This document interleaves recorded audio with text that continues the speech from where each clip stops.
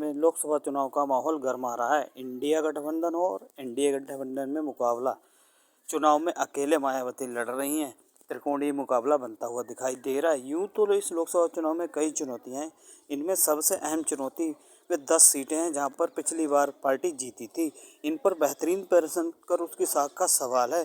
कुछ सांसदों को बसपा से निकाल दिया गया है और वे कुछ दूसरे दलों से चुनाव के मैदान में उतर चुके हैं। ऐसे में भी कुछ ऐसे हैं कि अब पार्टी में चुनाव मैदान में नए प्रत्याशी को उतारना पड़ा है। ऐसे में पराए हुए अपनों से भी बसपा को निपटना पड़ेगा। बसपा ने पिछले बार सपा और रालोद से गठबंधन करके चुनाव लड़ा था।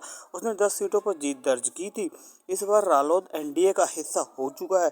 सपा इंडिया गठबंधन में ऐसा बसपा की सबसे बड़ी चुनौती यह है कि अकेले दम पर वह कैसा प्रदर्शन कर पाती है। जो कि 10 सीटें उसने 2019 में जीती थी, उनमें से पुराने किसी सांसद को टिकट नहीं दिया है और किसी को पार्टी से निकाल दिया गया तो किसी ने दूसरी पार्टी ज्वाइन कर ली है। कुछ ऐसे भी हैं जो सपा में हैं, बसपा में हैं, लेकिन वह प्रत्याशी नहीं है। वे नए प्रत्याशी का कितना सहयोग करते हैं ये भी देखना अहम होगा।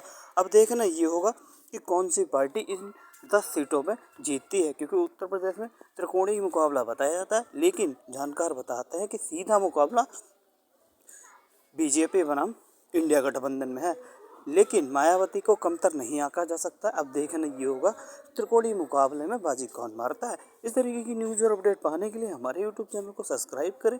नीचे दिए रेड कलर का सब्सक्राइब बटन पर क्लिक करके हमारा सहयोग करें। इस वीडियो देखने के लिए आपका बहुत बहुत धन्यवाद। चलिए मिलते हैं अगले वीडियो में।